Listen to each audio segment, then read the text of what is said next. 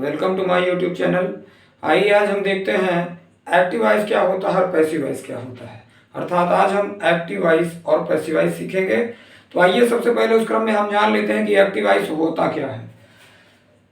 तो देखते हैं कि जिन वाक्यों में कर्ता की प्रधानता होती है, अर्थात जिन वाक्यों में कर्ता से तात्पर्य हम केवल कार्य को करने वाले से लेंगे। तो जिन वाक्यों में कर्ता की प्रधानता होती है अर्थात कार्य करने वालों की प्रधानता होती है उन्हें हम एक्टिव वॉइस कहते हैं। The labourers are repairing the road, पहला सेंटेंस है। यहाँ पर कार्य चल रहा है रिपेयरिंग का कार्य कौन कर रहा है? लेबरर्स, अर्थात कार्य करने वाले के विषय में बताया गया है। ये एक्टिव वॉइस का वाक्य है।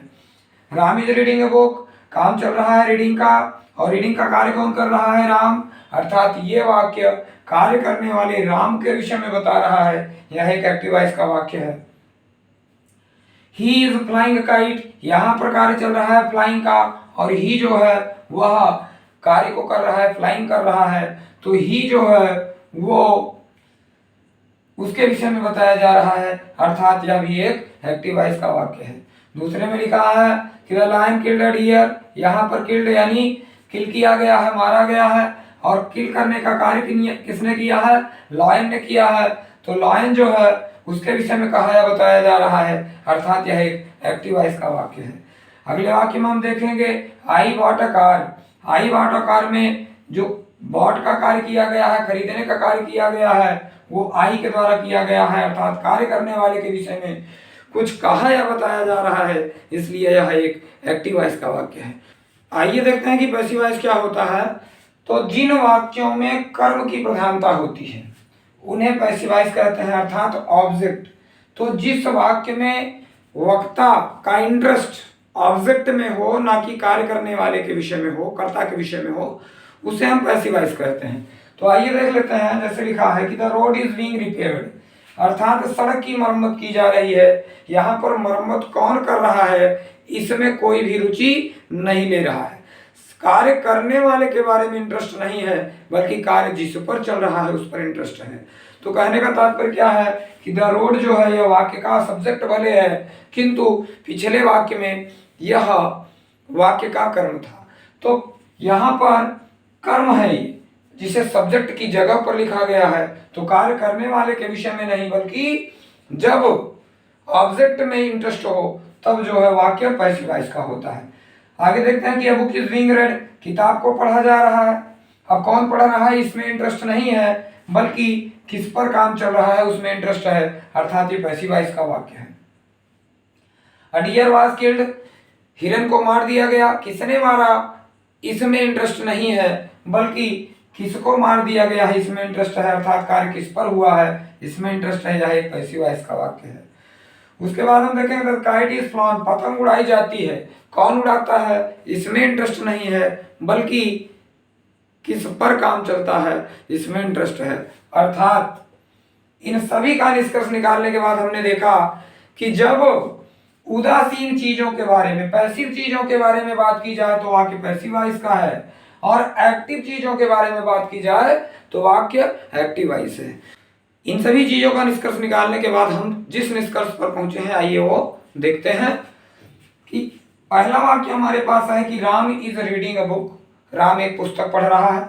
दूसरा है a book is being read by Ram, एक पुस्तक राम के द्वारा पढ़ी जा रही है। हमने देखा एक्टिव का तात्पर्य होता है सक्रिय, और पैसिव का तात्पर्य होता है उदासीन, निष्क्रिय। अब हमने देखा कि Ram is reading a book, यहाँ पर हम जो बात कर रहे हैं वो सक्रिय चीज के लिए कर रहे हैं, अर्थात रीडिंग के लिए सक्रिय कौन है? रीडिंग के लिए सक्रिय है राम। तो जब हम कार्य के लिए सक्रिय जो है उसके विषय में बात करें तो एक्टिव वॉइस। और a book is being read by Ram, यहाँ पर किसके विषय में बात की जा रही है? बुक के विषय में, और बुक जो है वो पढ़ी जा रही है, ना कि पढ़ने का काम कर रही है। तो पढ़ाई का काम जो चल रहा है उसके लिए राम तो सक्रिय है, लेकिन बुक जो है वो निष्क्रिय है, उदासीन है, पैसिव है। तो जब पैसिव चीजों के बारे में बात की जाए, वाक्य का जो प्रधान शब्द है वो जब पैसिव हो तो वह पैसिव वॉइस है। आइए देखते हैं कि एक्टिव से पैसिव में परिवर्तन करने के जो मुख्य नियम हैं वो क्या हैं। तो आइए देखते हैं केवल ट्रांजिटिव वर्ब अर्थात सकर्मक क्रियाएं जिसे हिंदी में कहा जाता है, तो केवल ट्रांजिटिव वर्ब आने पर ही पैसिव वॉइस बनाया जाता है। अर्थात अगर वाक्य में ट्रांजिटिव वर्ब ना हो करके इनट्रांजिटिव वर्ब है तब हम उसका पैसिव वॉइस नहीं बनाते हैं। दूसरा देखते हैं कि एक्टिव वॉइस के ऑब्जेक्ट को पैसिव वॉइस का सब्जेक्ट बना देते हैं। जो एक्टिव वॉइस का ऑब्जेक्ट है उसे पैसिव वॉइस में हम सब्जेक्ट के रूप में लिखते हैं और उसका केस भी हम सब्जेक्टिव ही रखते हैं। आगे देखते हैं कि एक्टिव वॉइस के सब्जेक्ट को पैसिव वॉइस का ऑब्जेक्ट बना देते हैं। तो जब हम उसे ऑब्जेक्ट बनाएंगे तो उसका केस ऑब्जेक्टिव रहेगा तथा उससे पूर्व प्रायः बाई का प्रयोग करते हैं। मतलब हर समय बाई का ही प्रयोग नहीं होता, कभी कभी अन्य दूसरे प्रीपोजिशन का भी प्रयोग किया जाता है, वो हम आपको आगे बताएंगे। लेकिन आप इस बात को हमेशा ध्यान रखें कि प्रायः हम बाई का ही प्रयोग करेंगे। उसके बाद देखेंगे कि पैसिव वॉइस में वर्ब को सदैव थर्ड फॉर्म जिसे पास्ट पार्टिसिपल फॉर्म कहा जाता है तो इसमें लिखा जाता है। आगे देखेंगे कि पैसिव वॉइस में सदैव एक्टिव वॉइस से भिन्न, भिन्न मतलब अलग, हट करके सहायक क्रियाओं का प्रयोग किया जाता है। आइए देखते हैं कि वो कौन कौन सी सहायक क्रियाएं हैं जो एक्टिव के बजाय पैसिव में प्रयोग की जाती हैं। प्रेजेंट इंडेफिनिट टेंस का अगर वाक्य है तो पैसिव वॉइस में सहायक क्रिया के रूप में इज, एम, आर का प्रयोग किया जाता है। प्रेजेंट कंटीन्यूअस टेंस होने पर is being, am being, are being का प्रयोग किया जाता है। प्रेजेंट परफेक्ट टेंस होने पर हैज बीन, हैव बीन का प्रयोग किया जाता है। अगर प्रेजेंट परफेक्ट कंटीन्यूअस टेंस है तो इसे पैसिव वॉइस में परिवर्तित नहीं किया जाता है।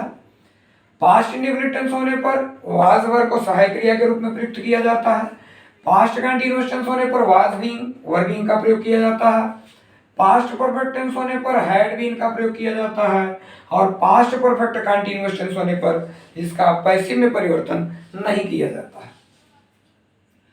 फ्यूचर इंडेफिनिट टेंस आने पर सहायक क्रिया के रूप में विल बी और शैल बी का प्रयोग किया जाता है। फ्यूचर कंटीन्यूअस टेंस होने पर पैसिव में परिवर्तन नहीं किया जाता। फ्यूचर परफेक्ट टेंस होने पर विल हैव बीन और शैल हैव बीन का प्रयोग किया जाता है, जबकि फ्यूचर परफेक्ट कंटीन्यूअस टेंस होने पर पैसिव वॉइस में परिवर्तन नहीं किया जाता है। अर्थात हमने देखा कि 4 टेंसेस ऐसे हैं जिनका पैसिव में परिवर्तन नहीं किया जाता, केवल 8 टेंसेस का ही पैसिव में परिवर्तन किया जाता है। तो आइए एग्जांपल्स हम देखते हैं वन बाय वन करके। चलिए देखते हैं, सेंटेंस है हमारे पास Mohan bought a car. Mohan bought a car को हमें पैसिव वॉइस में परिवर्तित करना है।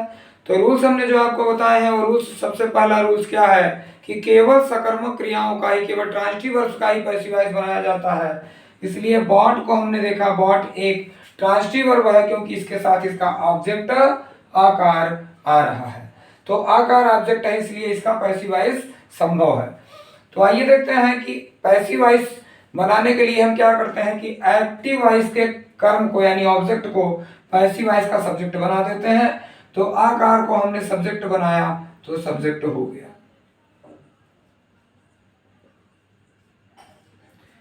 उसके बाद हम अफर्मेटिव सेंटेंस में सब्जेक्ट के बाद सहायक क्रिया का प्रयोग करते हैं और सहायक क्रिया पास्ट इंडेफिनिट का सेंटेंस है तो सहायक क्रिया के रूप में वाज वर का प्रयोग किया जाएगा। तो सहायक क्रिया वाज का प्रयोग करेंगे। उसके बाद पैसिव वॉइस में वर्ब को हमेशा थर्ड फॉर्म में ही लिखते हैं तो बाई का थर्ड फॉर्म बाट होता है। उसके बाद हम एक्टिव वॉइस के सब्जेक्ट को पैसिव वॉइस के ऑब्जेक्ट के रूप में लिखेंगे और उससे पूर्व प्रायः बाई का प्रयोग करेंगे। तो बाई का प्रयोग करते हुए हम सब्जेक्ट को ऑब्जेक्ट के रूप में लिख दे रहे हैं। तो इस तरह से इसका पैसिव बन गया कि a car was bot by Mohan. अगला एक्टिव वॉइस का वाक्य है जिसे हमें पैसिव में परिवर्तन करना है। He helps me, he helps me. यहाँ पर हेल्प जो है ट्रांजिटिव वर्ब है इसलिए इसका पैसिव वॉइस संभव है। तो आइए देखते हैं कि हम एक्टिव वॉइस के ऑब्जेक्ट को पैसिव वॉइस का सब्जेक्ट बना देते हैं।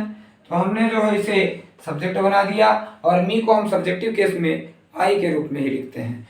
केस के लिए आप हमारा डायरेक्ट इनडायरेक्ट का वीडियो देख सकते हैं, उसमें केस के बारे में आपको डिटेल में बताया गया है कि प्रोनाउन के कौन कौन से केस किस किस रूप में लिखे गए होते हैं।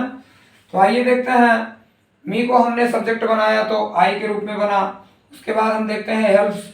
हेल्प्स जो है वह प्रेजेंट इंडेफिनिट टेंस का वर्ब है तो प्रेजेंट इंडेफिनिट टेंस होने पर सहायक क्रिया के रूप में हम इस एम आर का प्रयोग करते हैं, तो आई के साथ हम एम का प्रयोग करेंगे। उसके बाद वर्ब हेल्प है, हेल्प को थर्ड फॉर्म में लिखेंगे तो हेल्प लिखा जाएगा। बाई लिख करके ही को हम ऑब्जेक्ट बना देंगे तो ऑब्जेक्टिव केस में ही को हिम के रूप में लिखा जाता है। इस तरह से इस वाक्य का पैसिव बनाने पर I am helped by him, ये इसका पैसिव बना। आइए हम निगेटिव सेंटेंस देखते हैं कि किस तरह से निगेटिव सेंटेंस आने पर उसे हम इन पैसिव वॉइस में परिवर्तित करते हैं। तो आइए हमारे पास एक सेंटेंस है, he has not stolen my book, इसे हमें पैसिव में परिवर्तित करना है। आइए देखते हैं। स्टोलन शब्द ट्रांजिटिव वर्ब है, स्टोलन जो है वो एक ट्रांजिटिव वर्ब है जिसके साथ माई बुक ऑब्जेक्ट आ रहा है। तो माई बुक को हम सब्जेक्ट बना देंगे तो माई बुक जो है सब्जेक्ट के रूप में लिख दिया जाएगा। उसके बाद हैज लिखा हुआ है, इसका मतलब परफेक्ट की सहायक क्रिया पैसिव वॉइस में हैज बीन हो जाती है, तो हम लिखेंगे हैज। उसके बाद हम सहायक क्रिया के रूप में हैज लिखने के बाद नॉट का प्रयोग करेंगे, फिर हम दूसरा भाग जो बीन है उसे लिख देंगे। तो my book has not been, stolen का थर्ड फॉर्म स्टोलन होता है। फिर हम बाई लिखेंगे और सब्जेक्ट को ऑब्जेक्टिव केस में लिख दिया जाएगा। तो my book has not been stolen by him, ये इसका एक पैसिव वॉइस बना है। आइए अगला वाक्य देखते हैं। शी डिड नॉट कॉल मी, इसे हमें पैसिव में परिवर्तित करना है। यहाँ पर मी जो है ऑब्जेक्ट है तो इसे हम सब्जेक्ट बना देंगे। डिड नॉट पास्ट इंडेफिनिट है, पास्ट इंडेफिनिट में पैसिव वॉइस की सहायक क्रिया होती है वाज वर्ब, तो आई के साथ वाज का प्रयोग किया जाता है। उसके बाद नॉट लिखेंगे, कॉल वर्ब है इसे थर्ड फॉर्म में लिख दिया जाएगा क्योंकि पैसिव में वर्ब हमेशा थर्ड फॉर्म में लिखी जाती है। उसके बाद बाई लिखेंगे, सी को ऑब्जेक्टिव केस में हर के रूप में लिखते हैं। तो इस तरह से इसका पैसिव बनेगा कि I was not called by her. आइए इंट्रोगेटिव सेंटेंस देख लेते हैं कि इंट्रोगेटिव सेंटेंस आने पर किस तरह से उसका हम पैसिव वॉइस बनाते हैं। तो do you help the poor, active voice आपको एक दिया गया है, पैसिव वॉइस में से परिवर्तित करना है। एक्टिव वॉइस जब सहायक क्रिया पहले लिखी हो तो पैसिव वॉइस में भी आपको सहायक क्रिया पहले लिखनी है। तो यहाँ पर हमने देखा कि यह एक प्रेजेंट इंडेफिनिट टेंस का वाक्य है। अब हमें इसे प्रेजेंट इंडेफिनिट टेंस में ही पैसिव में करना है। तो प्रेजेंट इंडेफिनिट टेंस में पैसिव वॉइस में सहायक क्रिया इज एम आर का प्रयोग होता है। द पुअर मतलब गरीब लोग, इसका मतलब प्लूरल है तो आर सहायक क्रिया का प्रयोग किया जाएगा। तो आर द पुअर। उसके बाद हेल्प का थर्ड फॉर्म हेल्पर हो जाएगा। बाई यू को ऑब्जेक्टिव केस में यू के रूप में ही लिखा जाता है। एक और देख लेते हैं।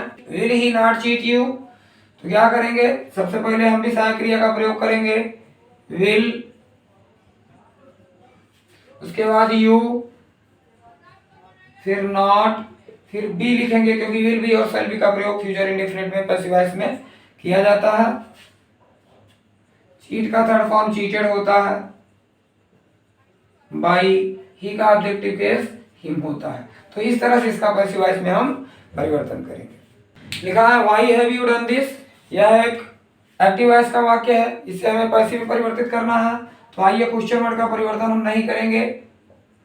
तो वाई के बाद सहायक क्रिया है लिखा है, यहाँ दिस जो है वो ऑब्जेक्ट है, इसे हम सब्जेक्ट बनाएंगे तो यहाँ हैव के बजाय हैज हो जाएगा।